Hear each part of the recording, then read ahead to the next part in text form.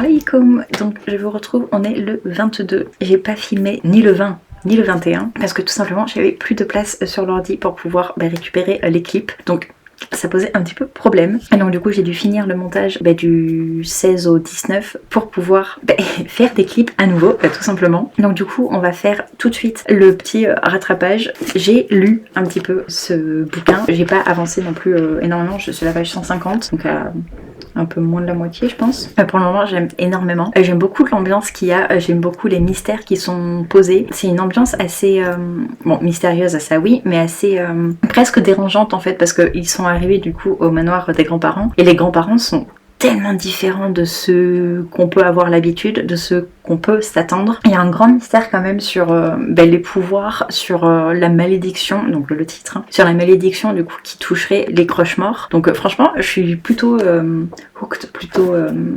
accrochée vraiment à l'histoire. J'ai très hâte d'en découvrir un petit peu plus. J'espère réussir à en lire un petit peu aujourd'hui. On va voir ce que j'arrive à faire. Parce que le but c'est vraiment de lire là le plus vite possible, parce que le 26 je pars de chez moi. Je reviendrai que le 6 janvier. Je sais pas encore quel livre je vais amener. Je sais même pas combien de livres je vais amener, ou si j'amène ma liseuse, je vais voir. Du coup, on va tout de suite faire les quelques livres au hasard que j'ai pas pu faire. Donc, pour le 20, on l'a déjà eu. Ah, Remade. Celui-là, on l'a pas eu. Donc Remade, comme d'habitude, je vous montre le premier tome. Donc c'est de Alex Scarrow à la maison d'édition Casterman. J'ai lu le premier tome il y a quelques années maintenant. J'ai pas pris le temps encore de lire la suite, mais pourtant j'avais adoré ce premier tome. Dans cette histoire, en fait, on est dans un apocalyptique dans lequel il y a un virus qui est intelligent en fait, et du coup il se déplace littéralement sur le sol pour aller infester les gens. C'est du coup une sorte d'apocalyptique horreur. Et franchement, j'avais trop aimé. On suivait un groupe de personnes, de souvenirs, une famille, et j'avais beaucoup aimé les différents personnages. Il faudrait vraiment que je relise le premier tome pour continuer, mais franchement ça autour d'Halloween c'est parfait, c'est vraiment parfait, parce qu'il y a vraiment cette ambiance de, on a peur en fait vraiment pour les personnages, et on se demande vraiment comment en fait ils vont pouvoir s'en sortir, parce que le virus il est vraiment intelligent en fait. Dès qu'il sent une présence, il se dirige vers la présence humaine pour l'infester et le tuer immédiatement, dans la douleur en plus de souvenirs. Dit comme ça j'ai l'air d'une psychopathe, mais c'était franchement très cool. Donc je vous le conseille si vous aimez bien sûr le genre, et j'aimerais énormément découvrir la suite un de ces jours. Du coup, voilà pour le 20. Pour le 21, on va faire un autre. Outlander. Bon, pour celui-là, je vous montre entre autres le tome 4, parce que je sais pas où est le tome 1, je pense qu'il est tout derrière là, et du coup j'ai pas forcément la foi, je vous avoue, de tout enlever pour vérifier qu'il est bien derrière. Et après, vu que c'est des gros tomes, ils sont un petit peu étalés là où il y avait encore de la place, parce que c'est tous des gros bébés comme ça de environ 1000 pages. Donc dans Outlander, c'est un historique fantastique, mais le côté fantastique est très ponctuel, parce que dans cette histoire on suit Claire qui est mariée à un homme au moment de la guerre mondiale, et en fait pour leur nuit de noces je crois, ou pour célébrer en tout cas leur mariage, ils décident de repartir tous les deux en Angleterre. Sauf qu'arrivée là-bas, lors d'une excursion assez classique, elle voit des menhirs et elle se fait embarquer en fait dans un menhir, et elle atterrit 200 ans plus tôt, et elle rencontre du coup Jamie, et commence une histoire entre eux. Et c'est une histoire qui, en télé, parce que c'est une série télévisée également, me plaît énormément. J'adore leur couple, j'adore cette histoire. Il faudrait d'ailleurs que je continue la saga, enfin la série télévisée que j'ai arrêtée il y a quelques temps maintenant. Mais j'ai le but, l'espoir, de lire un tome du coup de la série littéraire, et de voir après une série, enfin une saison de la série, pour essayer de comparer un petit peu. Faut juste que j'arrive à trouver le temps, surtout que voilà, c'est des vraiment gros bébés, donc il faut juste que j'arrive à trouver le temps et que j'ai un rythme un peu plus soutenu quand même de lecture pour pouvoir faire ça, et que je sois également dans le mood, parce que moi je m'en souviens pas, mais je sais qu'il y en a beaucoup qui disent que c'est très smut dans les bouquins, donc vu que c'est pas quelque chose que j'aime, je me freine un petit peu quand même à du coup découvrir la version littéraire, mais c'est quand même un truc que j'aimerais énormément découvrir un jour, donc Inch'Allah, un jour je découvrirai les Outlanders. Je pourrais peut-être même le faire en lecture commune, sauf que bien sûr ce serait pas sur un seul mois. Je pourrais étaler par exemple sur un trimestre du coup la lecture d'un tome, comme ça on avancerait doucement mais sûrement, mais tous ensemble, ça pourrait être une idée. Dites-moi ce que vous en pensez. Et enfin du coup pour le 22, donc pour aujourd'hui, mais non, Outlander on vient de le faire. Mais non, Outlander on vient de le faire, j'ai dit. Harry Potter, mais non ça compte pas non plus. Voilà, celui-là. Donc je suis venue te dire de Cynthia Kafka à la maison d'édition Archipoche. Celui-ci je l'ai pris il y a quelques années maintenant, il y a genre 2 ou 3 ans, parce que je pense qu'il peut énormément me toucher, parce que c'est l'histoire d'une femme qui est en rupture on va dire avec son père, mais un jour après 10 ans d'absence elle décide d'aller le voir, sauf qu'elle découvre en fait qu'il est en soins palliatifs, et je pense que ça peut être une histoire très touchante. Donc étant donné que j'ai un père plutôt absent également, même très absent, je suis curieuse en fait de voir comment j'arrive à lire ce roman, et parce que je pense que du coup il peut énormément me toucher dans cette perspective en fait de relation de fille à père. Donc j'ai plutôt hâte de le découvrir, mais en même temps je le repousse un petit peu parce que j'ai peur en fait de l'effet qu'il peut avoir sur moi. Donc celui-là, je me mets absolument pas la pression pour le lire. Je sais qu'un jour je le lirai, mais je prends mon temps. Voilà pour les petits livres au hasard. Donc, je vous ai déjà parlé des Jumeaux Croche-Mort. Concernant les Chevaliers d'Émeraude, je crois pas avoir énormément avancé depuis la dernière fois que je vous en ai parlé, donc du coup, j'ai pas grand-chose à vous en dire. Mais par contre, j'ai préparé du coup une sélection des livres que j'aimerais proposer en fait tout simplement pour la lecture commune du mois de janvier, parce que je vous en avais parlé, j'aimerais faire un petit peu différemment du coup pour 2025. Et donc, je vais vous proposer 4 livres que je vais mettre du coup en sondage dans Discord, donc le lien est bien sûr en barre d'infos. 4 livres qui, voilà, j'espère vous plairont, vous donneront envie. Bien entendu, dans le Discord, vous pouvez faire vos propres propositions. J'essaierai, voilà, de soit me procurer le bouquin si je ne l'ai pas, ou alors de vous dire justement que je ne l'ai pas ou que ça m'intéresse pas spécialement. Ou, voilà, on pourra dans tous les cas justement en discuter et du coup s'arranger pour que les lectures communes intéressent le plus de monde possible. Et Inch'Allah, faire des lectures communes qui nous plairont à tous. Et pour cette première sélection, j'ai ces petits livres. Donc j'ai d'abord proposé Tant que fleuriront les citronniers de Zulfa Katou à la maison de l'édition Nathan, parce que je me dis que là, avec ce qui s'est passé dernièrement en Syrie, je pense que ça peut être vraiment cool de le lire maintenant. Pour rappel, on suit une jeune fille, Salama, qui a tout perdu. En fait, elle est étudiante en pharmacie et vu que la guerre ne s'arrête pas, en fait, elle est obligée en fait de devenir médecin sur le front pour essayer de sauver un petit peu ses compatriotes. Sauf qu'à côté de ça, il y a sa belle-sœur, je crois, qui est enceinte, et du coup elle va devoir choisir du moins entre rester en Syrie et essayer de sauver son peuple un petit peu, de les guérir au maximum, ou de sauver vraiment sa belle-sœur du coup en quittant la Syrie avec elle. Je sais que c'est un roman qui fait pleurer, c'est un roman qui touche énormément, donc il va falloir sortir les mouchoirs, mais c'est un roman qui me tente énormément et j'aimerais beaucoup le lire là au mois de janvier, ce serait vraiment top je trouve, surtout vu ce qui s'est passé en Syrie en décembre. Donc ça c'est le premier choix. Ensuite j'ai mis La couleur du mensonge parce que je me suis bien donné envie et la dernière fois en vous en reparlant. Donc c'est de Erin Betty, la maison d'édition Lumen. Donc pour rappel, même si je l'ai fait il y a pas très longtemps, on suit une jeune fille orpheline qui pense que pour réussir un petit peu dans la vie, elle doit épouser un bon parti. Donc elle commence à voir l'entremetteuse, sauf que cette rencontre en fait avec l'entremetteuse ne se déroule pas exactement comme elle avait prévu, parce qu'en fait l'entremetteuse décide de faire d'elle son apprenti. Donc ça peut promettre beaucoup de bonnes choses, j'ai très hâte de le découvrir et Inch'Allah ça se fera avec vous. Ensuite j'ai mis Stalker en proposition donc de Sarah Epstein à la maison d'édition Bayard. Dans cette histoire on suit une jeune fille qui en fait quand elle était petite elle a vu sa voisine se faire enlever je crois. Du coup les parents de cette petite fille ont fini par quitter le village ou la ville et quelques années plus tard ils reviennent. Sauf que du coup elle commence à se poser la question si ce qu'elle a vu par rapport à cet enlèvement est vrai ou pas, et il y a beaucoup de petites questions par rapport à ça, donc ça me tente énormément. J'espère le découvrir relativement rapidement et éventuellement avec vous du coup au mois de janvier.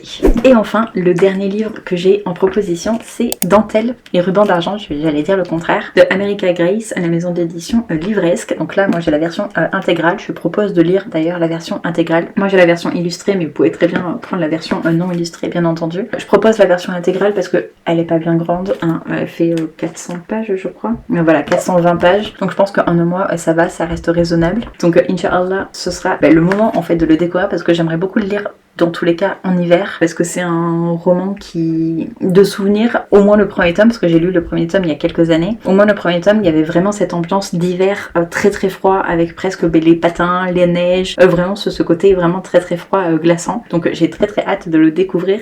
Et Inch'Allah, cela se fera avec vous pour celui-ci également. Donc n'hésitez pas à aller voter sur Discord. J'ai mis du coup des petits émoticônes pour chacun pour que vous puissiez les voter tout simplement et on lira le gagnant. Sur ce, voilà pour le moment. J'essaierai de vous retrouver un petit peu plus tard.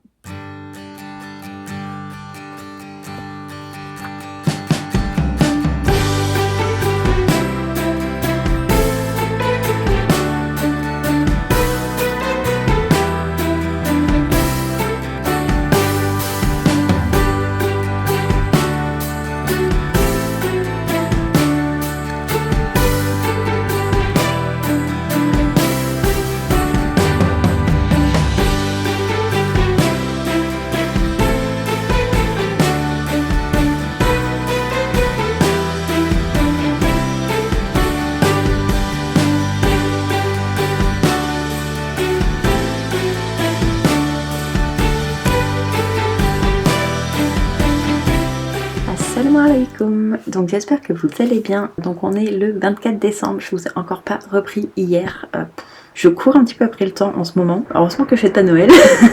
Comme ça il n'y a pas ça au moins à préparer. Mais ouais, je cours un peu après le temps entre la fatigue parce que je dors pas forcément très bien tout le temps. Entre le travail mine de rien et le voyage là que je prépare pour du coup maintenant après-demain. Je cours un peu dans tous les sens. Mais alhamdulillah, ce matin j'ai terminé le travail que je devais faire et ça fait que j'ai pu commencer enfin à faire la valise, chose que j'avais prévu de faire depuis 2-3 jours déjà. Donc j'ai enfin pu commencer à faire la valise. J'ai préparé les vêtements. J'ai plus qu'à mettre les petites babioles par-ci par-là. Ça fait que ce matin, en faisant un petit peu le ménage et la valise et tout ça, j'ai écouté les Chevaliers d'Emeraude. J'ai pas trop grand chose en fait à en dire parce que j'ai l'impression que tout ce que je pourrais dire c'est des réactions pures et dures par rapport à ce qui s'est passé. Et du coup ça spoilerait, ce qui serait vraiment dommage. Globalement j'aime plutôt bien ce qui se passe. Il y a juste à un moment une réflexion d'un personnage que j'ai pas forcément comprise, dans le sens où je trouve qu'il annonce quelque chose qui ne le concerne pas, que c'est pas à lui en fait d'annoncer, et du coup je comprends pas pourquoi c'est lui qui l'a annoncé alors que ça le concerne pas en fait, c'est pas à lui de prendre la décision de si la personne doit être au courant de cette information-ci ou pas. Je sais, dit comme ça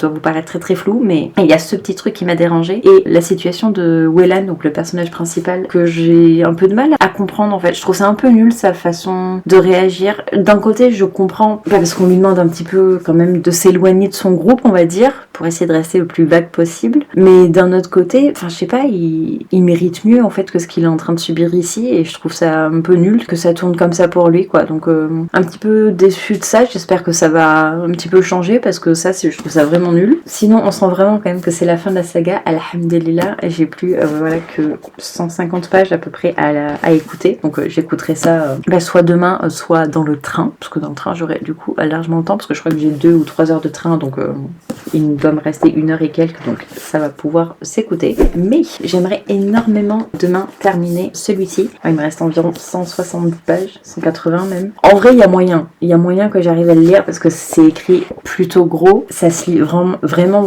plutôt bien. Cassandra O'Donnell a une plume qui est hyper fluide, il y a pas mal de dialogues, c'est un roman jeunesse. En plus c'est une ambiance un petit peu sombre, très glauque, très brumeuse, qui fait vraiment tourner les pages parce qu'on se demande vraiment en fait ce qui se passe, pourquoi, etc. Donc franchement c'est possible que j'arrive à lire ça demain, faut juste que j'arrive à trouver le temps. Inch'Allah, je vais y arriver parce que en fait j'aimerais le finir parce que ce serait un petit peu dommage de l'année juste alors qu'il va me rester pas grand chose. Donc j'espère vraiment réussir à le terminer avant de partir. Et comme ça je pourrais le laisser tout simplement ici et amener que ma liseuse parce que du coup je vais pouvoir lire les services presse en fait que j'ai dessus. Donc il y a SOS, le Père Noël est en détresse, il y a Léo et Lily Opération Noël, il y a Éclosion, il y a un deuxième mot, je sais plus ce que c'est, interne je crois peut-être ou intérieur. Déjà rien que ces 3, je pense que en 1 semaine et demie ça va déjà être pas mal, sachant que je ne serai pas seule, donc je sais pas du tout comment je vais lire, donc je vais voir. D'ailleurs par rapport à ça, au niveau des vidéos, je vais essayer demain, j'aurai jamais le temps en fait, je voulais essayer demain de monter une vidéo pour que vous en ayez une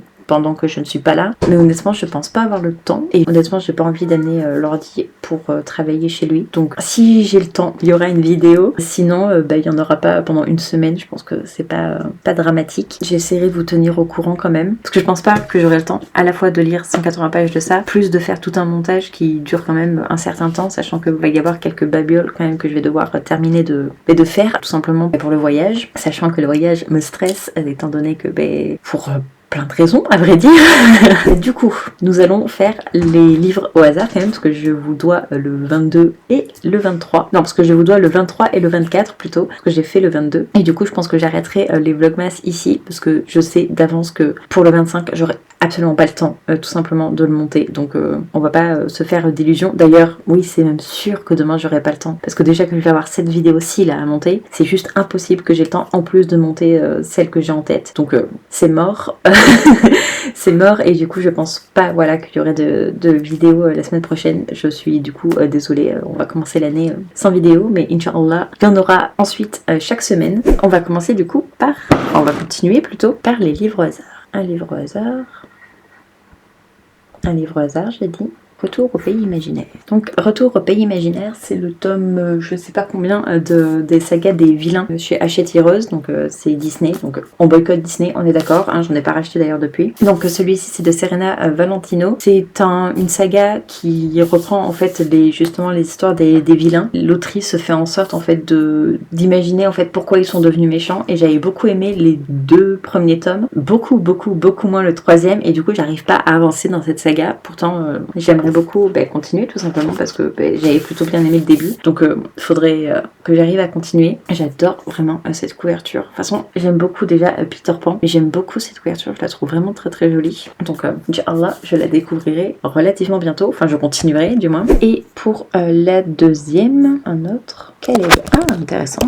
Et donc le deuxième c'est Caleb de Mira El Jundir à la maison d'édition Robert Laffont. C'est ma sœur qui m'a pris la trilogie il y a peut-être 1 an à peu près. J'ai jamais pris le temps de la lire, pourtant ça me tente plutôt bien. C'est écrit en plus super gros, donc je me dis que ça pourrait se lire relativement rapidement. Mais bon, vous connaissez le problème des lecteurs, il y a beaucoup trop de tentations. Dans cette histoire, on suit Caleb justement qui a 19 ans et il se découvre en fait en pâte. Et du coup, il se connecte aux émotions des gens qui l'entourent et il les manipule très gentiment. Et ça a l'air d'être assez perturbant comme histoire, parce que ça dit que du coup ça le rend irrésistible, terriblement dangereux, parce qu'on ne peut s'empêcher de l'aimer, à la folie, à la mort. Et ensuite ça dit: sachez que ce qu'il vous fera, il n'en sera pas désolé. Et en fait il va continuer à jouer en fait plus ou moins avec son don jusqu'au jour où ça va aller un petit peu plus loin que ce à quoi il s'attend et tout va basculer. Donc ça m'a l'air vraiment très cool. Pikiti Bookin en a reparlé il y a pas très longtemps en disant que justement c'était une saga qu'elle avait bien aimée il y a plusieurs années, donc j'ai très hâte de le découvrir. Ça fait pas partie des sagas pour lesquelles je me mets la pression, mais j'aimerais beaucoup la découvrir quand même. Je pense que ça peut soit hyper me plaire, soit pas du tout. Ça va être un petit peu double tranchant, mais j'ai très hâte de le découvrir. N'hésitez pas à me dire si vous la connaissiez, parce que personnellement j'en avais jamais entendu parler avant que ma soeur me l'offre. Là il y a Pikiti qui en a parlé il y a pas très longtemps, mais sinon j'avais jamais entendu parler de cette saga, donc je serais curieuse d'avoir vos avis, vos retours sur du coup cette saga. Donc n'hésitez pas à blablater en commentaire, je serai là pour vous lire avec grand plaisir. Et du coup voilà pour les 2 livres au hasard qui vont clôturer du coup ces vlogmas. Je tiens du coup à vous remercier pour tous les petits commentaires que j'ai pu avoir. Je sais pas si l'année prochaine je les referai, je les ferai peut-être un petit peu différemment parce que c'est pas forcément évident, surtout que je les fête pas, donc je pense pas que ce soit forcément mes vlogmas qui soient les plus intéressants à suivre, étant donné il n'y a pas de sapin, il n'y a pas de confection de cadeaux, de quoi que ce soit, donc je suis pas sûre que ce soit le plus intéressant. Surtout que cette année j'ai eu un mal de chien pour lire. Cette année ça a été assez catastrophique à ce niveau-là, donc Inch'Allah ça ira mieux l'année prochaine. Je vais essayer en tout cas de faire tout pour. Petit rappel, j'ai mis en lien du coup dans la barre d'infos le lien de mon Discord si vous voulez faire la lecture commune des livres que je vous ai présentés en début de vidéo, n'hésitez pas, vraiment. C'est ouvert à absolument tout le monde. Il suffit juste du coup d'aller sur le Discord, de sélectionner le rôle entre autres des lectures communes, et ensuite vous allez dans la partie LC, le salon suggestion de LC, et vous avez que à cliquer sur l'émoticône qui correspond au titre qui vous intéresse, et Inch'Allah on le découvrira du coup ensemble en janvier. En tout cas j'ai vraiment très hâte de discuter avec vous, de vous retrouver l'année prochaine, et surtout faites attention à vous. Des bisous et à bientôt Inch'Allah.